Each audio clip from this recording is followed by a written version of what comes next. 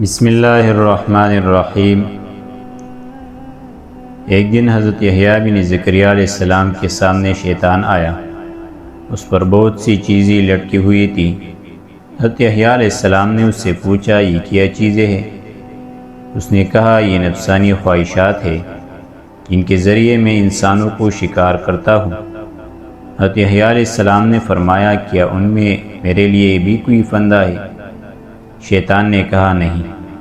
ہاں، ایک رات آپ نے پیٹ بھر کر کھا لیا تھا، جس کی وجہ سے ہم نے آپ کو نماز سے غافل کر دیا تھا۔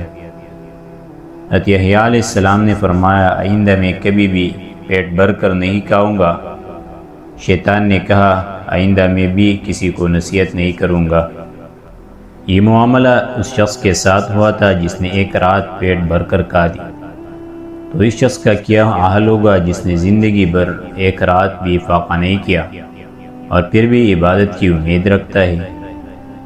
یہ بھی حضرت یحییٰ علیہ السلام کا واقعہ ہے کہ ایک مرتبہ آپ نے پیٹ بھر کر جو کی روٹی کھا لی، اس رات سو جانے کی وجہ سے اپنے وظیفے سے قاصر رہے، تو اللہ تعالیٰ نے آپ کو وہی فرمائی کہ یا تمہیں کوئی ایسا گھر مل گیا ہے جو میرے گھر سے بہتر ہے، یا تمہیں کوئی ایسا پڑوس مل گیا ہے جو میرے پڑوس سے بہتر ہے۔ مجھے اپنی عزت اور جلال کی قسم، اگر تم جنت الفردوس کو جھانک کر دیکھ لو اور ایک جھلک جہنم کی دیکھ لو تو تم آنسو کی بجائے پیپ کا آنسو رونے لگے اور کپڑوں کی جگہ لوہا پہن لو۔